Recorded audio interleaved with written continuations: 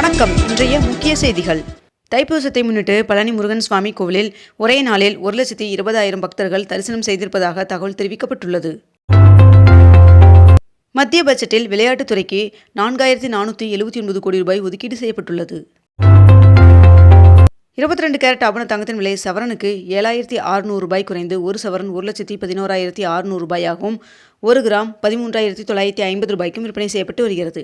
இதனைத் தொடர்ந்து வெள்ளியின் விலை கிராமிற்கு 20 ரூபாய் குறைந்து 1 கிராம் வெள்ளி 300 ரூபாய்க்கு விற்பனை செய்யப்பட்டு வருகிறது. திருச்சியில் வருகின்ற மார்ச் 8ஆம் தேதி திமுக மாநில மாநாடு நடைபெறும் என்று அமைச்சர் நேரு அவர்கள் தெரிவித்துள்ளார். புரசைவாக்கம் கங்காதேஸ்வரர் சுவாமி கோவிலில் 15 ஆண்டுகளுக்கு பிறகு தெப்பத் திருவிழா நடைபெற்றது.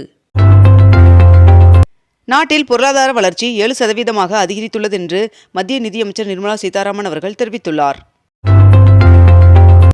நாட்டில் தனிநபர் வருமான வரி விகிதத்தில் மாற்றமில்லை என்று பட்ஜெட்டில் அறிவிக்கப்பட்டுள்ளது.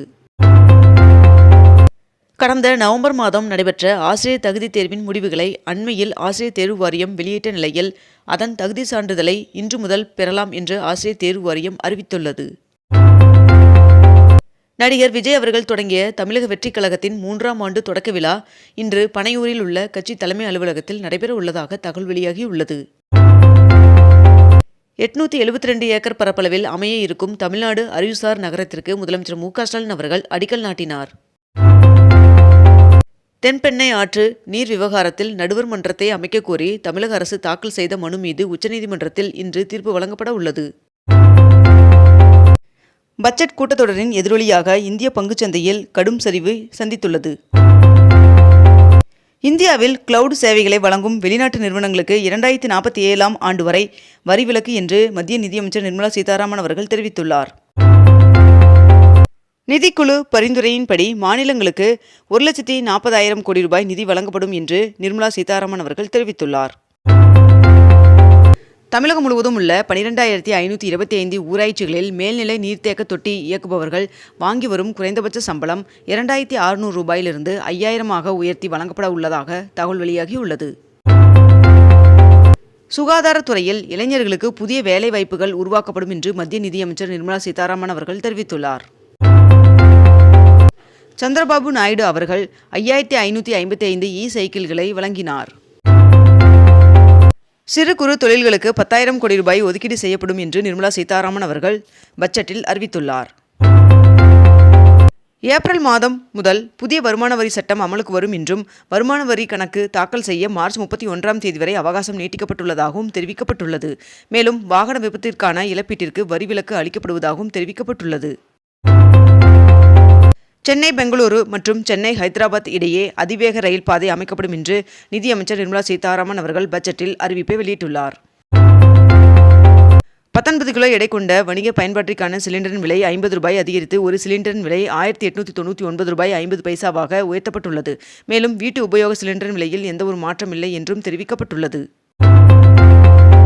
தைப்பூச திருவிழாவையொட்டி முருகப்பெருமான் சுவாமியின் அறுபடை வீடுகளில் அதிகாலையில் சிறப்பு பூஜைகள் நடைபெற்றன. வருகின்ற பிப்ரவரி 17ஆம் தேதி இறுதி வாக்காளர் பட்டியல் வெளியாகும் என்று தமிழக தலைமை தேர்தல் அதிகாரி அர்ச்சனா பட்நாயக் அவர்கள் தெரிவித்துள்ளார். நடப்பாண்டில் தருமபுரி, கிருஷ்ணகிரி, ஈரோடு மற்றும் சேலம் ஆகிய மாவட்டங்களில் கேழ்வரகு கொள்முதல் ஆகஸ்ட் 31ஆம் தேதி வரை நீட்டிக்கப்பட்டுள்ளது என்று உணவுத்துறை அமைச்சர் சக்கரபாணி அவர்கள் தெரிவித்துள்ளார். நாடு முழுவதும் சிகரெட் விலை உயர்வு இன்று முதல் அமலுக்கு வருவதாக தெரிவிக்கப்பட்டுள்ளது. ஆவடி மாநகர பேருந்து நிலையம் அருகே புதிதாக 2 வழித்தடங்கள் மற்றும் கூடுதல் 3 மாநகர பேருந்து சேவைகளை அமைச்சர் நாசர் அவர்கள் கொடியசைத்து தொடங்கி வைத்தார். சாத்தனூர் அணையிலிருந்து 3 மாவட்டங்களுக்கு தேவையான விவசாய பாசனத்திற்கான தண்ணீரை அமைச்சர் ஏவா வேலு அவர்கள் திறந்து வைத்தார். அமெரிக்க மத்திய வங்கியின் தலைவராக கெவின் ஸ்பார்ஸ் அவர்கள் நியமிக்கப்பட்டுள்ளார். அண்ணா அவர்களின் 57வது நினைவு நாளை ஒட்டி வருகின்ற பிப்ரவரி 3ஆம் தேதி முதலமைச்சர் மு.க.ஸ்டாலின் அவர்களின் தலைமையில் அமைதி பேரணி நடைபெற உள்ளதாக தகவல் வெளியாகியுள்ளது. வருகின்ற பிப்ரவரி 21ஆம் தேதி நாம் தமிழர் வேட்பாளர்கள் அறிமுக கூட்டம் நடைபெற உள்ளதாக சீமான் அவர்கள் அறிவித்துள்ளார். காரைக்குடியில் 100 கோடி ரூபாயில் அமைக்கப்பட்ட அரசு சட்டக் கல்லூரியை முதலமைச்சர் மு.க.ஸ்டாலின் அவர்கள் திறந்து வைத்தார்.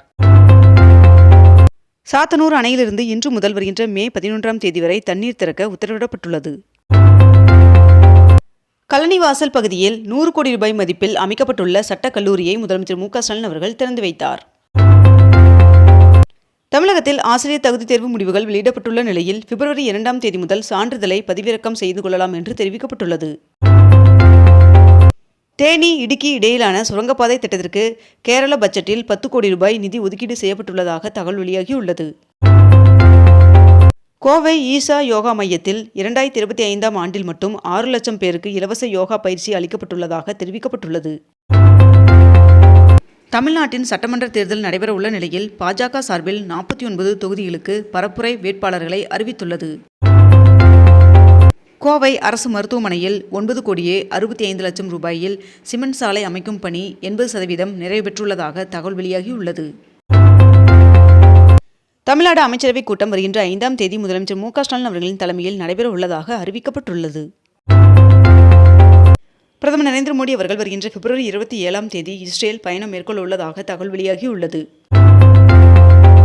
3 கோடியே 27 லட்சம் ரூபாய் மதிப்பில் கட்டப்பட்டுள்ள நினைவரங்கத்தை முதலமைச்சர் மு க ஸ்டாலின் அவர்கள் திறந்து வைத்தார். முன்னாள் தமிழக பாஜக மாநில தலைவர் அண்ணாமலை அவர்கள் சிங்காநல்லூர், மதுரை தெற்கு, விருகம்பாக்கம், காரைக்குடி, ஸ்ரீவைகுண்டம், பத்மநாதபுரம் ஆகிய 6 தொகுதிகளுக்கு சுற்றுப்பயணம் பொறுப்பாளராக நியமிக்கப்பட்டுள்ளார். அதிமுக மாவட்ட செயலாளர்கள் கூட்டம் வருகின்ற பிப்ரவரி 4ஆம் தேதி நடைபெறும் என்று அக்கட்சியின் தலைமை கழகம் அறிவித்துள்ளது. மகாத்மா காந்தி அவர்களின் 79வது நினைவு நாளை ஒட்டி முதலமைச்சர் மு க ஸ்டாலின் அவர்களின் தலைமையில் சென்னை எழும்பூர் அரசு அருங்காட்சியகத்தில் தீண்டாமை ஒழிப்பு உறுதிமொழி ஏற்கப்பட்டது. ஐரோப்பிய ஒன்றியத்துடன் ஒப்பந்தம் மேற்கொள்ளப்பட்டுள்ள நிலையில் இந்திய உற்பத்தியாளர்கள் இவ்வொப்பந்தத்தை நன்கு பயன்படுத்த வேண்டும் என்று பிரதமர் நரேந்திர மோடி அவர்கள் வலியுறுத்தியுள்ளார். முதுநிலை மருத்துவ படிப்பில் 3ஆம் சுற்று கலந்தாய்விற்கு விண்ணப்பிப்பதற்கான கால அவகாசம் பிப்ரவரி 2ஆம் தேதி வரை நீட்டிக்கப்பட்டுள்ளது. இந்திய சர்வதேச கல்வி மாநாட்டில் பங்கேற்ற முதலமைச்சர் மு க ஸ்டாலின் அவர்கள் திருவள்ளூர் மாவட்டம் ஊத்துக்கோட்டை அருகே 872 ஏக்கர் பரப்பளவில் அமைய உள்ள தமிழ்நாடு அறிவுசார் நகரத்திற்கு அடிக்கல் நாட்டினார். தமிழகத்தில் பிறப்பு சான்றிதழ் பெயர் சேர்க்காமல் விடுபட்டவர்களுக்கு உதவும் வகையில் அதற்கான கால அவகாசத்தை 2026ஆம் ஆண்டு செப்டம்பர் மாதம் 26ஆம் தேதி வரை நீட்டித்து தமிழக அரசு உத்தரவிட்டுள்ளது. தமிழ்நாடு அரசு துறையில் பணிபுரியும் மாற்றுத்திறனாளி ஊழியர்களுக்கு பதவி உயர்வில் 4% இட ஒதுக்கீடு வழங்கி தமிழக அரசு அரசாணை வெளியிட்டுள்ளது.